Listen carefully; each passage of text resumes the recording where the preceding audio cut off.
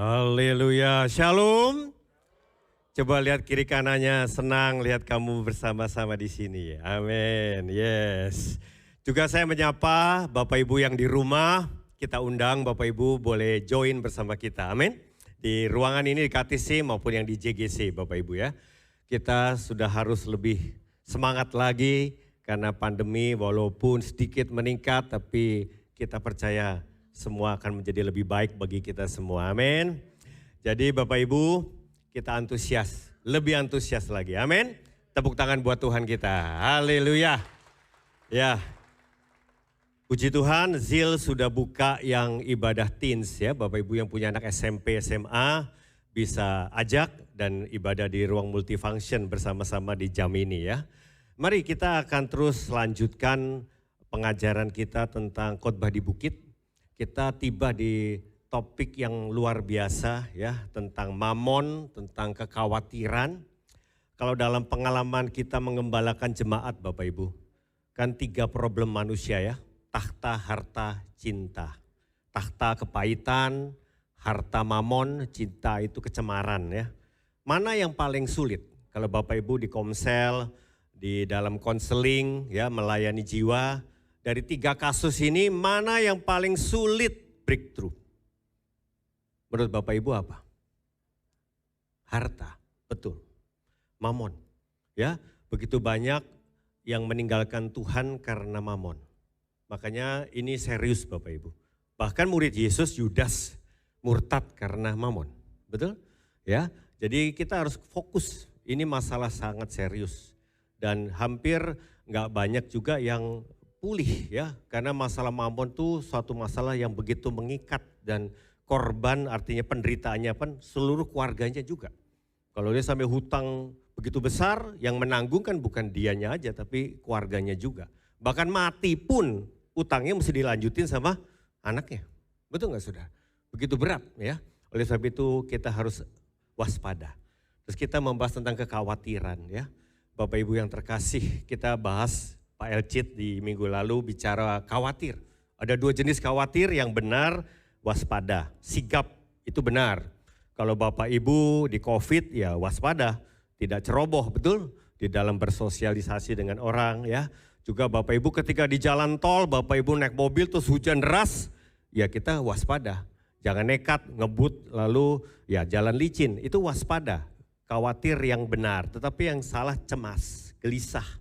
Kita takut, bahkan nggak ada damai, ya hatinya benar-benar nggak ada damai sejahtera, nggak bisa tenang. Nah ini yang membuat kita bisa melupakan Tuhan, karena kita mengandalkan diri sendiri. Kita berusaha kontrol diri kita mau menguasai segala keadaan, tapi nggak bisa saudara. Dan sebetulnya kita tidak mengandalkan Tuhan kita, mengandalkan yang lain, ya mengandalkan mamon nggak bisa diandalkan, makanya kita khawatir. Kita akan lanjutkan di ayat 33. Carilah dahulu kerajaan Allah. Ini ayat banyak menjadi ayat emas bagi banyak orang. Ya, kita akan lihat di sini ya, di dalam, mari kita baca sama-sama ayatnya dengan lengkap. 2, 3. Tetapi carilah dahulu kerajaan Allah dan kebenarannya, maka semuanya itu akan ditambahkan kepadamu. Mungkin Bapak Ibu sudah sampai hafal ini ayat, tapi mari kita pelajari kata per kata dari ayat ini dengan mendalam ya. Kita mulai dengan kata tetapi ya. Tetapi. Kalau Bapak Ibu baca kalimat lalu ada kata tetapi. Ini bicara kontras atau lawan dari sebelumnya. Bla bla bla bla tetapi, nah berarti ada lawannya ya. Nah kita akan lihat ayat sebelumnya. Apa yang disebut di ayat sebelumnya sehingga kita mau masuk ke Matius ayat 6:33 ini dengan penjelasan yang kita jelas ya. Di ayat sebelumnya Matius 6:31 dan 32, mari kita baca 2, 3.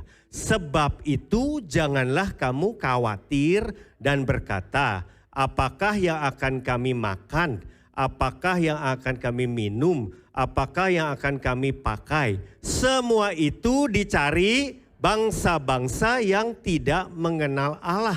Akan tetapi Bapakmu yang di surga tahu bahwa kamu memerlukan semuanya itu. Jadi ayat ini bicara tentang bangsa-bangsa yang tidak mengenal Allah. Jadi Bapak Ibu, tetapi bicara kamu beda. Kalau anak Tuhan beda. Kalau orang percaya nggak bisa sama dengan orang-orang yang nggak kenal Tuhan. Coba lihat sebelahnya, kamu sama orang dunia beda apa? Sama. Ya, sama atau beda gitu. Ya mungkin beda tipis Pak.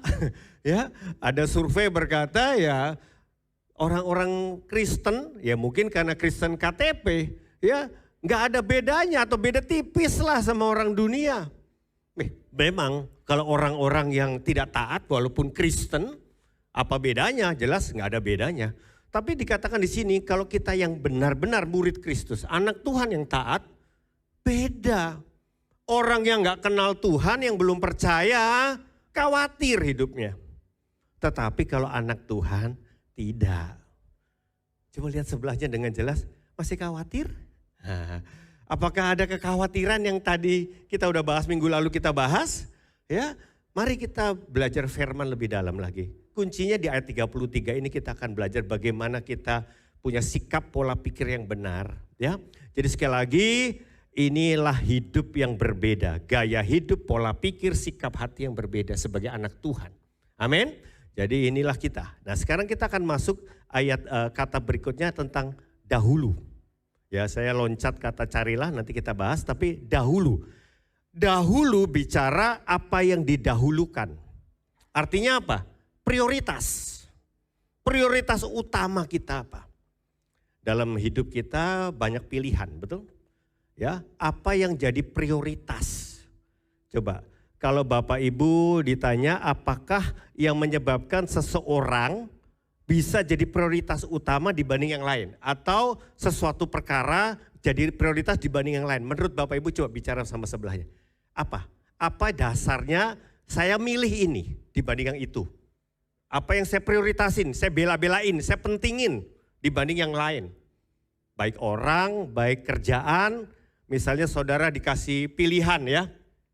Satu hari libur, anak istri minta jalan-jalan family holiday. Tapi temen-temenmu yang tukang seneng mancing bareng-bareng ngajakin mancing. Coba, kamu harus pilih. Pilih sama istri anak family holiday atau pilih sama teman-teman mancing. Apa yang menyebabkan engkau milih salah satu? Coba tanya sebelahnya. Apa? Semua hidup kita pasti ada tawaran ya, pilihan. Kenapa saya milih ini? Pilih dia, pilih barang ini, pilih kegiatan ini dibanding yang lain. Apa Bapak Ibu? Coba, Pak Hadi, menurut Pak Hadi apa Pak? Karena lebih penting, betul? Sebetulnya Bapak Ibu intinya apa? Prioritas adalah sesuatu yang lebih penting dan lebih dalam lagi lebih berharga bagimu. Lebih bernilai bagimu. Kalau kamu menghargai sesuatu atau seseorang lebih, itu prioritasmu. Sekarang pilihannya istri anakmu sama teman-teman mancingmu lebih penting mana? Lebih berharga mana? Akhirnya kamu pilih mancing, sementara istri anakmu kecewa. Kenapa papa udah sibuk, hari libur kok dipakai sama teman-teman, nggak sama kita, anak-anak sama istri. Nah kembali itu adalah prioritas, betul. Dan banyak orang salah prioritas, betul? Salah prioritas. Kalau ibu-ibu pergi belanja, ingin beli, lalu duitnya terbatas, Bapak Ibu harus milih kebutuhan keluarga atau milih beli kebutuhan pribadi. Kebutuhan pribadi wanita banyak ya, dan itu bukan yang utama ya. Tapi ada kebutuhan keluarga, uang terbatas. Ibu milih yang mana? Dan harus ada dikalahkan, betul nggak? Saya nggak bisa beli semuanya, saya harus beli yang ini karena yang ini lebih penting. Anak saya butuh ini, itu lebih penting atau kebutuhan pribadi saya. Saya mau kulit saya kinclong, makanya saya perlu beli macam-macam yang buat saya kinclong atau kebutuhan utama anakmu. kebutuhan utama keluargamu. Semua pilihan Bapak Ibu. Dan begitu banyak orang yang salah prioritas. Dan selalu iblis menggoda kita supaya salah prioritas. Betul? Termasuk apa? Ibu-ibu punya kerjaan rumah tangga, ya. Setiap hari mesti beresin rumah, apalagi yang perfeksionis, nggak ada habisnya, muter aja tiap hari, betul nggak? Rutinitas, nyapu, ngepel, bersihin, cuci piring, semua itu udah rutinitas. Dan tiap hari diulang. Lalu suami minta, "Mah, jangan di rumah melulu. Ayo dong kita pemuritan, ayo dong kita nangani jiwa." Nggak sempet, repot, rumah repot. Sekali lagi semua pilihan bukan? Kalau dibilang repot, orang lain juga repot. Keluarga lain juga repot, istri lain juga repot. Kok ibu itu sempet, kamu gak sempet? Dia juga sibuk, gak ada pembantu, gak ada asisten rumah tangga. Tapi muridin jiwa. Tapi aktif di kompak. Sedangkan engkau gak ada habisnya tuh muter terus tiap hari rutinitas operasional. Hati-hati semua yang rutinitas Bapak Ibu. Ketika kita terjebak rutinitas, kita nggak pernah punya fokus yang lebih besar dari itu. Muter aja tiap hari. Coba tanya sebelahnya, kamu ada yang muter tiap hari nggak? Dilakuin rutin aja itu. Dan ini asik aja. Karena udah gaya hidup, betul nggak? Dan nggak ada habisnya Bapak Ibu. Sedangkan Tuhan punya rancangan lebih besar dari itu. Betul nggak? Ya. Sekali lagi bukan berarti kita ini bikin rumah kita jadi jorok atau berantakan, tidak. Tapi bisa diatur bukan? Amin. Semua kita bisa atur bukan? Amin. Buktinya, saya nggak ada waktu luang. Masa bener apa nggak ada waktu luang? Semua kita dapat waktu 24 jam sehari. Coba tanya sebelahnya, kamu dapat bonus 25 jam ya? Ada nggak yang dapat bonus? Karena disayang Tuhan dikasih tambahan bonus 1 jam gitu. Nah ada, semua kita semua dapat jam yang sama, waktu yang sama. Tapi ada yang bilang sempat, ada yang bilang nggak sempat, betul ya? Saya nggak sempat saat teduh Pak, sibuk banget. Dari pagi sampai sore, bangun pagi sampai malam, sibuk banget. Saya percaya ada yang salah dalam prioritas. Masa sih gak sempet? Bener gak sempet?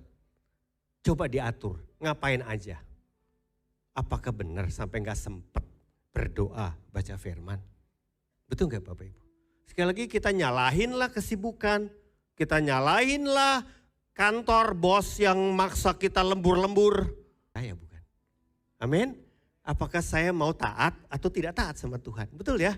Ya, kalau saudara memang dipekerjakan di suatu perusahaan yang memang benar-benar gila-gilaan kerjanya ya. Dan saudara merasa ini udah gak bener lah kerja begini. Saya percaya Tuhan juga akan siapkan saudara pekerjaan yang lebih baik. Sehingga saudara bisa punya waktu untuk melayani Tuhan. Amin. Tuhan kan kenal anaknya dan Tuhan tahu yang terbaik buat anaknya. Mungkin kau harus pindah dari kerjaan yang memang ya istilahnya kurang tahu diri nih. Sampai diperas tenaganya dengan berlebihan, betul nggak? Ya, saudara mungkin bijak, saya udah waktunya dah ninggalin kantor ini. Saya doalah, Tuhan pasti sediain pekerjaan yang tepat. Doa, pasti Tuhan sediakan. Sekali lagi, jangan punya alasan apapun karena sebetulnya pilihan pada kita. Mau pilih prioritas Tuhan atau tidak. Amin, Bapak Ibu. Sekali lagi, prioritas. Inilah yang menjadi utama. Nah prioritas kita apa? Carilah dahulu. Kata cari di sini suatu tindakan aktif, bukan tindakan menunggu. Kalau saudara mencari barang, saudara aktif, betul nggak? Nggak nungguin barangnya ketemu sendiri. Nggak mungkin barang hilang ya dicari dong. Kemana aja itu? Di mana? Di kolong ranjang, di kolong meja, di mobil ya. Waktu itu Pak Yongki handphonenya hilang. Waduh, cari. Nggak taunya keselip di dalam bawa jok mobil, jatuh. Nggak ketemu ya, dibongkar rumah nggak ketemu, betul nggak? Di rumah teman nggak ketemu, nggak taunya di mobil ya. Saudara dicari, aktif cari. Kenapa? Ya kita butuh komunikasi dan semua banyak data di situ. Sekali lagi Bapak Ibu yang terkasih, cari ada tindakan.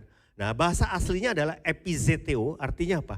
Mengingini atau merindukan dengan sungguh-sungguh. Kalau saya sungguh-sungguh mau, waduh saya kejar itu. Saya cari itu. Wah itu maksudnya kata mencari di sini. Di Matius 6 kita baca bersama yuk 2, 3. Berbahagialah orang yang lapar dan haus akan kebenaran. Karena mereka akan dipuaskan. Jadi sama firman sama Tuhan itu kamu haus enggak, lapar enggak gitu. Sekali lagi semua dari sikap kita. Memandang ini bernilai enggak? Prioritas enggak Tuhan itu buat kita? Kalau itu prioritas ya pasti ada waktu. Saya bilang, saudara kalau saudara misalnya puasa 3 hari. Wow, hari kedua berat banget tuh tantangan. Saudara, waduh pengen buka aja tuh hari kedua, betul enggak? Ya, wah, habis itu temen ngomongnya nasi padang melulu lagi. Wah berat banget itu saudara. Ya, khayalannya udah nasi padang padahal masih 1 hari lagi, betul enggak? Wah, saudara pengen banget nasi padang. Kenapa? Waduh, sudah ada di pikirannya bahkan sudah merasuk itu. Saya kebayang-bayang rendangnya, kebayang-bayang semuanya. Wah berat banget puasanya. Pengennya buka aja, betul nggak saudara? Godaan begitu kencang saudara. Ya, tepok sebelahnya. Kayaknya Pak Budi punya pengalaman yang sama ya. Lapar, rasa udah lapar banget gitu. Nah itu maksudnya, saudara kepengen banget. Apakah saudara pengen Tuhan banget? Rindu sama Tuhan banget? Amin. Kalau pengen pasti ada waktu. Gak mungkin gak ada waktu. Amin. Ya, makanya saudara datang ibadah ini saya lihat wajah-wajah yang lapar dan haus. Amin, tepuk tangan buat kita semua. Haleluya. Ya, lapar dan haus akan Tuhan, saudara bela-belain datang. Ada yang rumahnya dekat, ada yang rumahnya jauh, saudara tetap datang. Kenapa? Tuhan nomor 1 Pak, hari Minggu saya cari Tuhan, saya datang ibadah raya. Saya mau ketemu dengan Tuhan dan ketemu dengan saudara kita, sekeluarga rohani. Bapak Ibu, makanya kita mau mendambakan Tuhan, dambakan Tuhan. Nah, tindakan mendambakan itu juga diumpamakan di dalam Matius 13 ayat 44. Itu seperti sesuatu menemukan harta yang begitu mahal. Ya, ini suatu respon yang proaktif melihat sesuatu yang bernilai berharga. Jadi nggak akan nunggu, pasif nggak akan, tapi kejar dan apa harga yang saya harus lakukan untuk mendapatkan itu saya akan korbankan apapun. Coba kita akan lihat di sini. Yuk kita baca sama-sama lagi Matius pasal 13 ayat 44. 2, 3. Kerajaan Allah seperti harta yang tersembunyi dalam sebuah ladang. Pada suatu hari seseorang menemukan harta itu. Orang itu sangat gembira dan kemudian menyembunyikan harta itu lagi. Setelah itu ia pergi menjual semua yang dimilikinya. Lalu membeli ladang itu. Saya kasih contoh, saudara misalnya punya harta aset kalau di total 1M. Ya, harta dan uang 1M. Tiba-tiba ada teman nawari, saya butuh uang. Saya punya tanah 1000 meter, harga semeternya 1 juta, berarti 1M. Beli tanah saya dong. Lo duit semua total 1M, ditawari suruh beli tanah 1M. Ya nggak bisa lah, saya banyak prioritas yang lain dan saya nggak butuh tanah itu segera. Tolong ini temen lu lihat tanah gua tuh, ini alamatnya lu lihat deh. Lu lihat lingkungannya, lu lihat semua. Siapa tahu lu kepengen, tolongin gua dong. Akhirnya kita sempat-sempatkan waktu lihat lokasinya segala macem. Terus kita cek betul-betul. Ini tanah kepemilikannya semua. Ternyata kita cek lebih dalam, ketemu di dalam tanah itu ada tambang emas, ada harta karun. Di total dalam tanah itu yang 1M terkandung harta 100 miliar, 100M. Tapi yang punya tanah nggak tahu. Sedangkan saudara yang ditawari tahu ini 1M, di dalamnya punya harta 100M. Udah, saudara diem-diem, gue beli deh. Karena punya duit cuma 1M, semua duitnya dia pakai, betul nggak? Karena di dalamnya ada 100M. Itu maksudnya saudara. Ketika engkau ketemu Yesus, kau anggap Yesus itu bernilai atau enggak? Ketika kau ketemu Yesus yang sangat bernilai dan berharga, semua kepemilikanmu yang lama, kebanggaanmu yang lama, kamu jual semua. Karena saya udah dapetin Yesus yang lebih bernilai lipat kali ganda dari semua yang lama itu. Amin.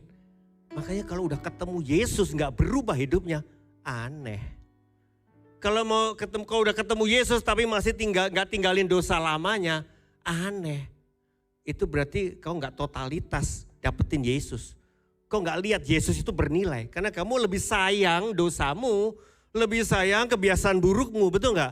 Berarti Yesus dianggap apa? Yang nggak dianggap apa-apa. Apa yang kamu bela-belain, apa yang kamu korbanin demi itu yang lebih penting bagimu jujur. Betul nggak saudara? Tapi saya nggak bisa tinggalin dosa itu, Pak. Ya jujur aja, dosa itu lebih penting bagimu.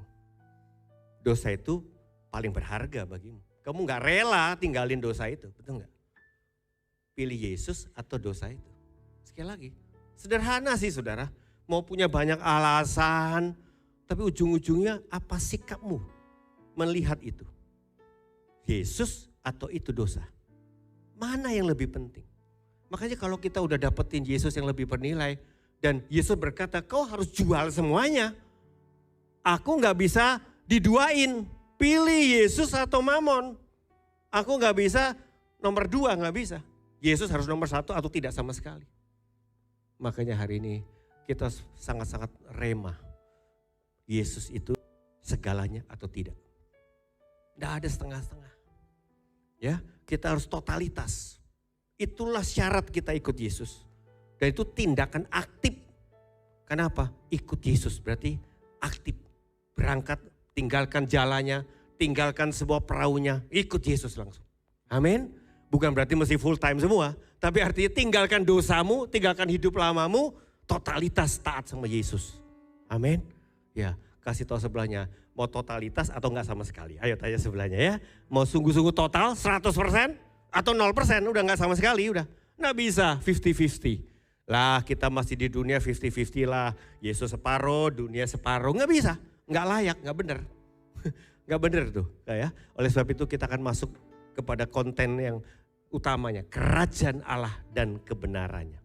Ini apa ini saudara? Ini adalah hidup di dalam kerajaan Allah. Kerajaan Allah, Allah yang bertakhta. Siapa yang bertakhta? Siapa yang menjadi pusat dalam hidup kita? Lawannya adalah ego kita. Banyak orang percaya sudah terima Yesus. Tapi Yesus tadi bukan yang nomor 1. Berarti apa? Dia manfaatin Yesus buat dirinya. Banyak orang Kristen jadi begitu saudara. Percaya Yesus buat apa? Yesus diperes, tolong berkati saya Tuhan. Tolong lindungi saya Tuhan. Yesus cuma jadi alat. Yang penting sayanya punya mau kesampaian.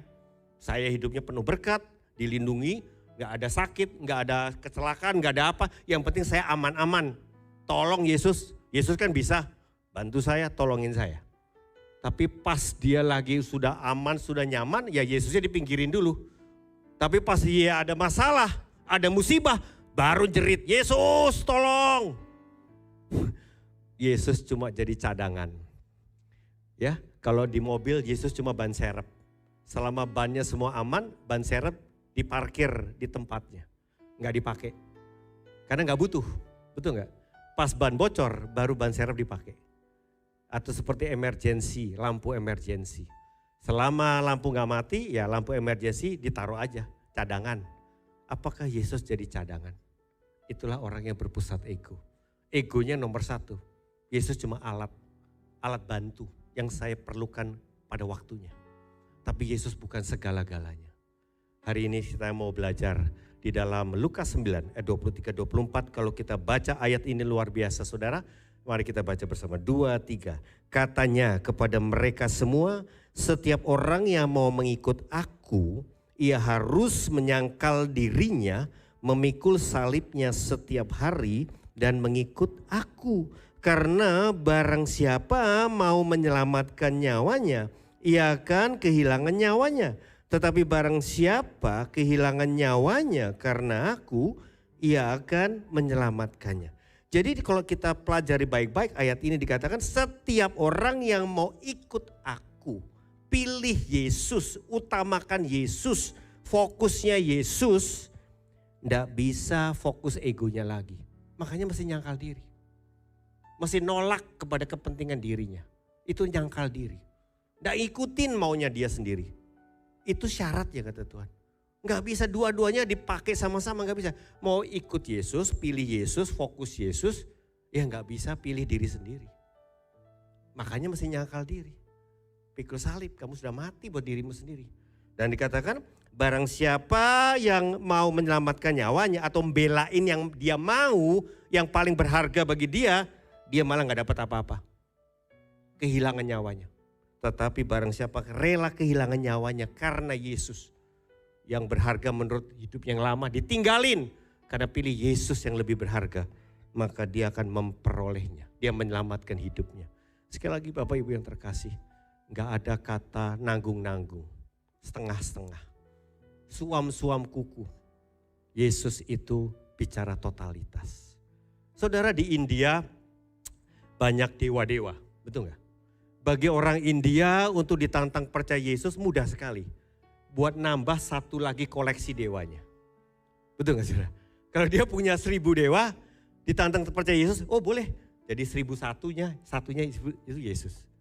Tapi dia gak mau ninggalin 1000 dewa lamanya. Itu bukan kekristenan sejati. Banyak kita punya dewa-dewa, berhala kita, kesukaan kita, kepentingan kita. Banyak orang ditantang percaya Yesus, lupa. Waktu kita bimbing dia percaya Yesus, Pak kalau percaya Yesus ninggalin yang lain ya Pak. Nah ini lupa ditanya. Jadi percaya Yesus cuma nambah satu koleksi aja. Tapi yang lain dosanya, prioritasnya yang salah, gak ditinggalin saudara. Itulah kekristenan yang palsu saudara. Ya, tepok sebelahnya, Yesus hanya satu-satunya, gak bisa diduain, katakan sebelahnya. Ya, hanya satu-satunya. Ikut Yesus atau enggak? Gak bisa. Ya, Bapak Ibu yang terkasih. Nah, saya mau masuk lebih dalam tentang kerajaan Allah. Kalau Bapak Ibu tahu tentang prinsip kerajaan, pemerintahan kerajaan. Kita nggak paham kata kerajaan ini karena kita Indonesia negara republik. Negara republik sangat berbeda konsep sama negara kerajaan. Tapi zaman abad modern hampir-hampir nggak ada negara yang kerajaan murni. Tapi di zaman dulu yang namanya kerajaan itu Bapak Ibu sangat jelas. Saya mau jelaskan Bapak Ibu ya. Kalau kita bicara kerajaan Allah jelas rajanya siapa? Yesus, raja segala raja. Lalu setiap kerajaan ada undang-undang, ya negara pun ada undang-undang. Undang-undangnya apa dalam kerajaan Allah? Firman Tuhan. Nah, prinsip negara kerajaan itu adalah, ya ini penting Bapak Ibu. Kalau ada satu, ini misalnya Bapak Ibu lihat ya satu wilayah kerajaan ini, ada bentengnya yang mengelilingi. Semua di dalamnya itu raja, tentaranya dan warga negaranya, ya rakyatnya. Semua wilayah kerajaannya itu nggak ada sertifikat kepemilikan tanah pribadi. Jadi negara kerajaan itu semua miliknya raja. Jadi kalau ada orang jadi warga dari kerajaan itu, ya rakyatnya, itu dipinjemin tanah, hak pakai, dipinjemin tanah sama sang raja. Nggak bisa jadi hak milik Bapak Ibu. Semua milik raja. Jadi orang dikasih tanah, jadi nggak usah khawatir. Kalau kamu benar-benar bisa diterima jadi warga kerajaannya, dikasih tanah. Nah besarnya tanah prerogatifnya raja, terserah raja. Kalau raja percayain dia orang yang lebih dipercaya, dikasih tanah lebih besar, rumah lebih besar, betul nggak saudara? Lalu soal kerjaan apa? Nggak usah khawatir. Raja bertanggung jawab menjamin hidup warga negaranya. Jadi kalau udah jadi warga kerajaan dapat tanah, rumah, lalu dikasih kerjaan. Untuk bantu raja ngelola kerajaan. Nah ini, jadi prinsip kerajaan adalah apa Bapak Ibu? Adalah kita tidak ada kepemilikan. Ini penting Bapak Ibu. Makanya kalau Bapak Ibu mengerti hidup di kerajaan Allah, lalu kita masih kejar kepemilikan.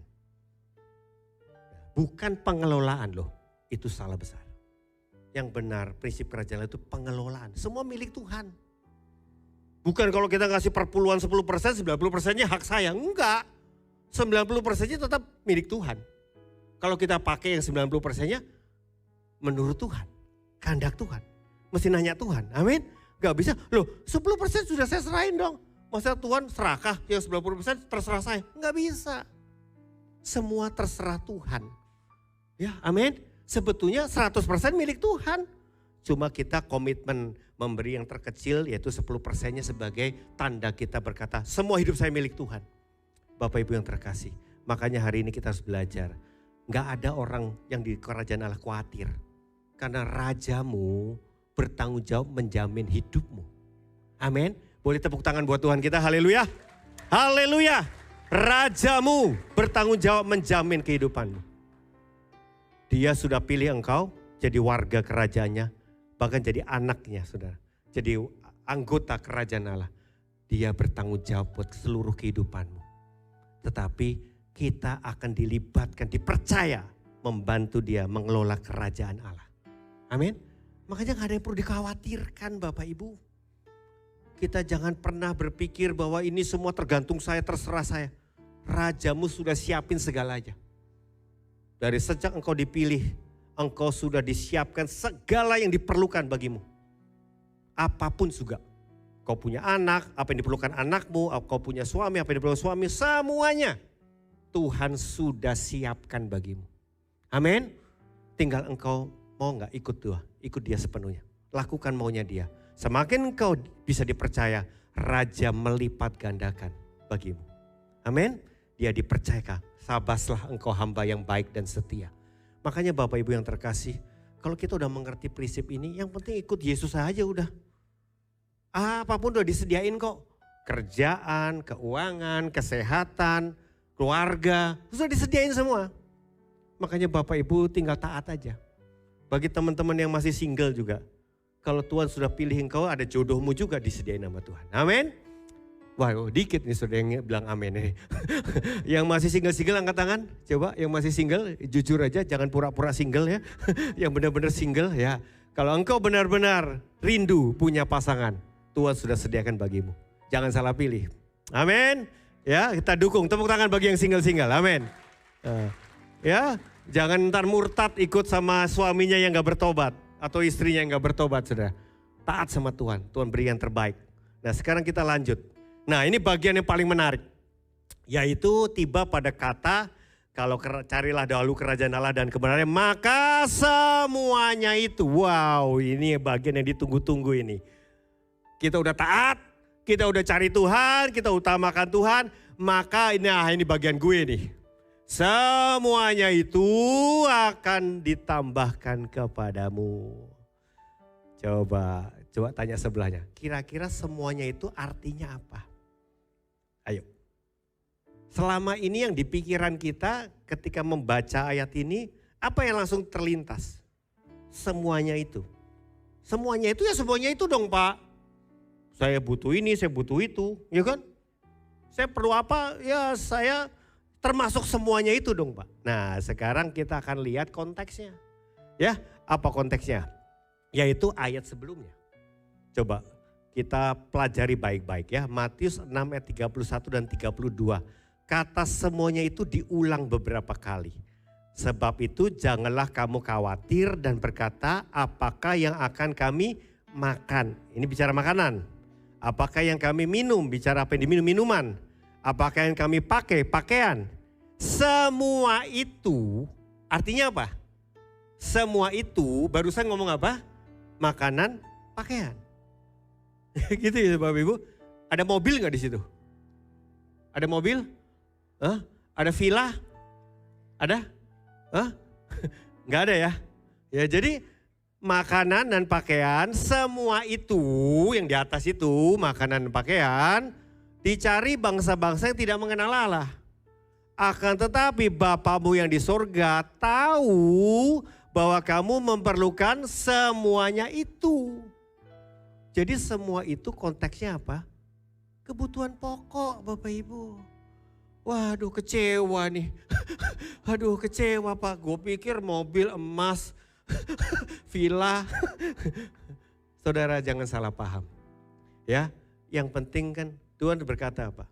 Ya, Daud berkata, orang benar nggak ada anak cucunya sampai meminta-minta. Tuhan menjamin kebutuhan pokok kita. Itu kebutuhan mendasar. Asal ada makanan dan pakaian, cukuplah. Masalahnya kita tuh gak berkecukupan, gak pengen merasa cukup. Rasa cukup itu gak ada. Pengennya mau lebih. Jadi beda antara kebutuhan dan keinginan. Kalau ingin, no limit. Bisa ingin tuh bisa gak ada batas. Mau ini. Mungkin saudara baru pertama kali beli mobil, saya masih ingat tuh. Saya staff full time. Dulu luar biasa Bapak Ibu, prinsip Bethlehem artinya gajinya ala kadarnya.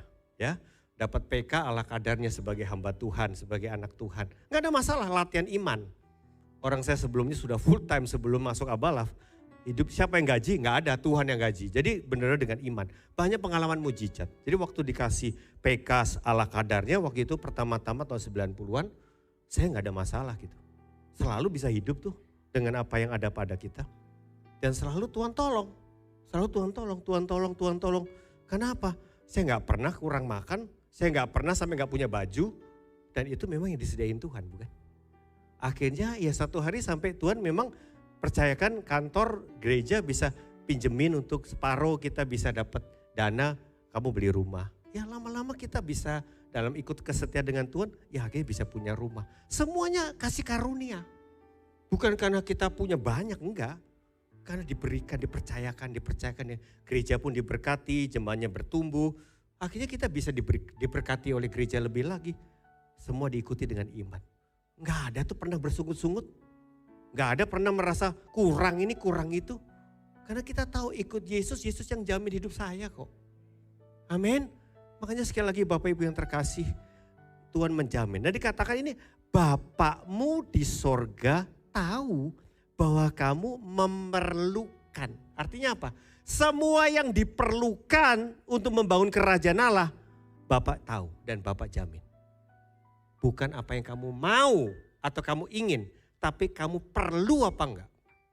Kamu butuh apa enggak? Dulu saya waktu punya mobil, pertama itu kalau Bapak Ibu mungkin mereknya udah nggak ada sih. Citroen. Citroen tau nggak Citroen itu murah banget. Ya itu uang yang saya bisa beli buat beli mobil Citroen. Beli mobil Citroen waktu itu 11 juta. Bisa lo beli mobil lo. Habis duitnya cuma segitu ya beli mobilnya Citroen. Ya, nah akhirnya punya duit mobilnya dijual lagi ya segitu-gitu juga baru beli. Jadi ya sederhana aja. Kenapa? Saya perlu mobil, bukan mobil merek apa atau fasilitasnya apa, asal ada mobil aja gitu aja. Kenapa? Udah punya baby, ya kan? Dan akhirnya punya mobilitas gak bisa bawa naik motor. Kita harus perlu mobil ya, mobil apalah kadarnya. Nah antara orang bilang saya perlu mobil, tapi saya perlu mobil merek ini, itu beda tuh. Betul gak saudara? Mobil perlu.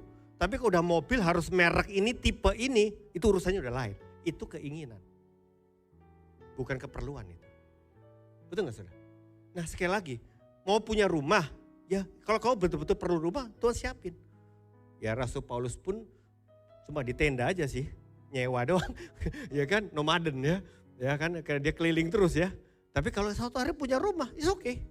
Tapi rumah tipe berapa, sebesar apa, itu urusan keperluan. Kebutuhan kita. Bukan keinginan kita, bukan kebutuhan.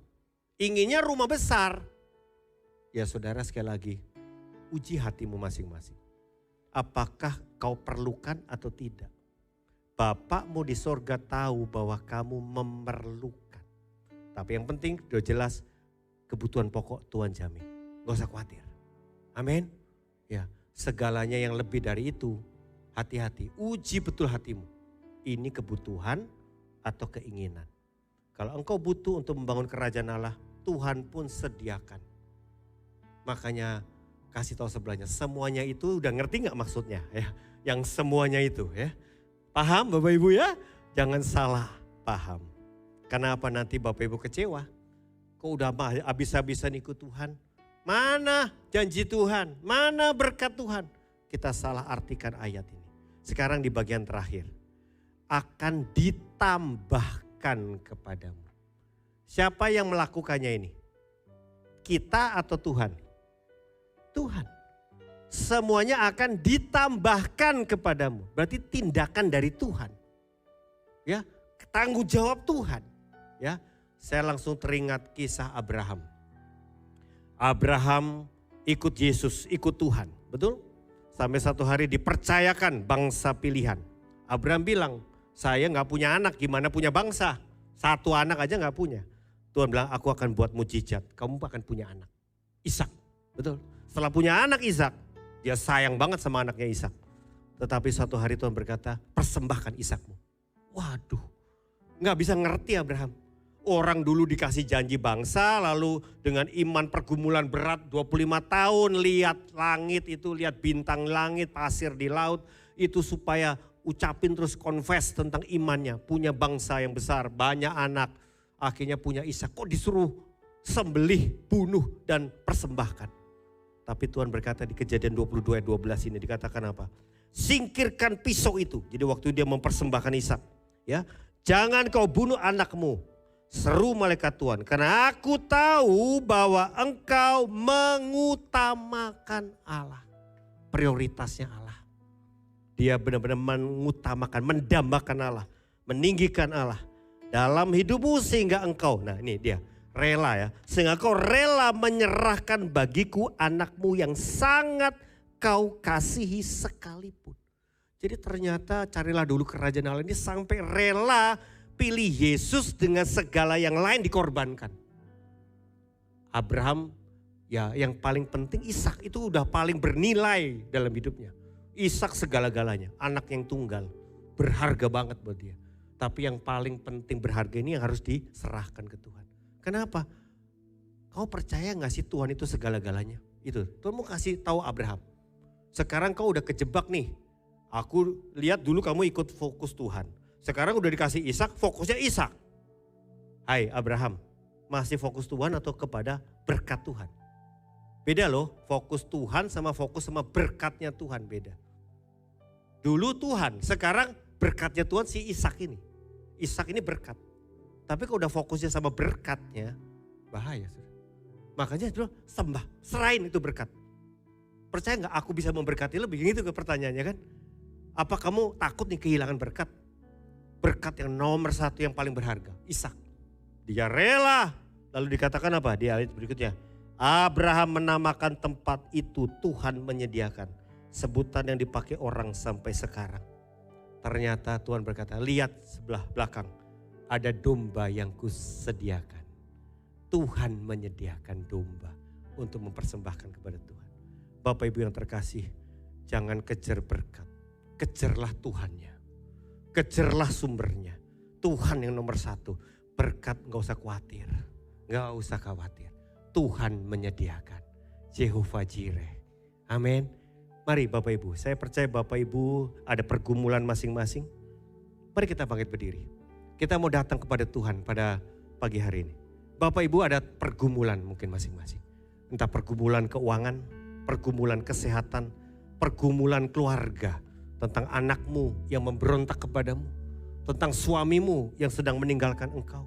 Sedang istrimu yang memberontak kepada engkau. Apapun pergumulanmu. Apakah engkau sedang sibuk fokus kepada problem? Ataukah engkau cari Tuhan? Carilah dahulu kerajaan Allah dan kebenarannya. Maka semuanya yang kau perlukan apa? Segala kebutuhan pokokmu. Segala pemulihan keluargamu. Segala kesehatan, pemulihan, kesembuhan kesehatanmu. Semua Tuhan kata kau perlu aku berikan. Kau cari Tuhan. Carilah dahulu kerajaan Allah dan kebenarannya. Mari kita datang, kita sembah Dia.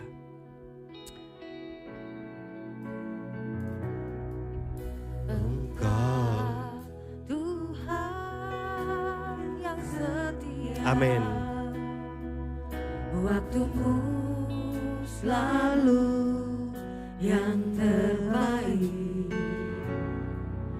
Engkau Tuhan sandaranku, dan ku hanya kan berharap padamu. Satu-satunya yang ku andalkan, satu-satunya yang ku percaya. Engkau sumber kekuatan, sumber pengharapan, sumber kedamaian. Satu-satunya yang ku andalkan, satu-satunya yang ku percaya. Engkau Tuhan memberkati, Tuhan menyembuhku, Tuhan pemulihku. Bapak Ibu saudara-saudari yang terkasih, apakah pagi ini Tuhan berbicara tajam kepadamu pada pagi ini? Tuhan sungguh-sungguh berhadapan pribadi denganmu. Tuhan face to face, wajah dengan wajah denganmu. engkau sedang ditanya oleh Tuhanmu, apakah engkau khawatir anakku dengan problemmu, dengan keadaanmu? Ataukah engkau tetap fokus kepada aku Tuhan? Apakah engkau sungguh-sungguh mendambakan aku Tuhan? Atau engkau sudah distract, dialihkan, dijebak untuk fokus kepada kesulitanmu, problemmu, kendalamu? Sehingga engkau mulai meragukan Tuhan. Kau mulai khawatir. Hari ini kalau engkau sedang alami itu, jangan ragu, jangan takut. Taruh tangan di dadamu. Akui sama Tuhan. Tuhan, ini saya, jujur saya khawatir. Saya takut, saya cemas, saya gak bisa tenang. Hati saya gak bisa damai. Saya bergejolak terus hati saya. Gak menerima keadaan ini. Kalau itu keadaanmu, taruh tangan di dadamu. Siapa lagi saudara? Siapa lagi? Tuhan tilik hatimu yang lebih dalam. Tuhan sedang mengajar engkau. Mari alihkan fokusmu tidak kepada masalah, tapi kepada Tuhan. Dan engkau jangan kejar juga keinginan-keinginan, harapan-harapan dunia yang palsu. Engkau ingin kejar ambisi. Engkau ingin kejar segala cita-cita yang bukan dari Tuhan. Sehingga engkau terjebak, khawatir kalau itu tidak bisa dicapai. Kalau itu sedang terjadi dalam hidupmu juga, kau taruh tangan di dada. Tuhan, ampuni saya terlalu ambisi yang bukan dari Tuhan. Ambisi duniawi untuk mendapatkan harta lebih, untuk mendapatkan posisi lebih, untuk mendapatkan pengakuan lebih dari orang, untuk mendapatkan hal-hal yang tidak berkenan di hadapan Tuhan. Ampuni saya Tuhan. Taruh tangan di dadamu juga. Mari hari ini saudara, datangi, akui sama Tuhan. Tuhan, saya mau bertobat. Saya mau bertobat Tuhan. Saya mau bertobat Tuhan. Saya mau tinggalkan semua sikap hati yang salah ini, pola pikir yang salah ini. Aku mau mengutamakan Tuhan, memprioritaskan Tuhan dalam hidupku Tuhan. Kau segala-galanya bagiku Tuhan. Kau satu-satunya bagiku Tuhan. Gak ada yang lain. Apakah ada yang lain? Apakah ada berhala yang lain? Tinggalkan itu saudara. Tinggalkan. Siapa yang bertakhta dalam hidupmu? Siapa yang kau ikuti selama ini? Mari saudaraku, kita tinggalkan, kita jual segala yang lama. Kita tinggalkan semua kehidupan lama kita. Fokus hanya ikut Yesus, total hanya Yesus. Satu-satunya dalam hidup saya. Dia yang menjamin hidup saya. Dan saya tidak khawatir, hidup saya di tangan Tuhan sepenuhnya. Saya hidup di kerajaan Allah yang tak tergoncangkan. Apapun dunia yang sedang goncang, tapi kerajaan Allah tidak tergoncangkan Tuhan. Haleluya, haleluya, haleluya. Makasih Tuhan, makasih Tuhan, makasih. Inilah hidup saya di tangan-Mu Bapa, tetap teguh di batu karang yang teguh. Makasih ya Bapa, makasih Tuhan. Kami akan menunjukkan perbedaan anak Tuhan dengan orang dunia. Tidak sama, hidup kami kontras dengan dunia ini. Walaupun keadaan kami sulit, tapi kami tidak khawatir. Walaupun keadaan kami sedang berat, tapi kami tetap beriman. Kami tetap bersama Tuhan, taat. Dan kami tidak undur dari Tuhan. Inilah buktinya Tuhan. Walaupun orang mengolok-olok kami, walaupun orang memperlakukan kami tidak adil, membuli kami, menghina kami, tapi kami tetap menunjukkan siapa Tuhan kami yang dahsyat.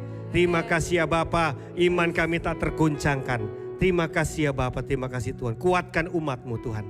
Di dalam nama Tuhan Yesus Kristus Tuhan. Haleluya.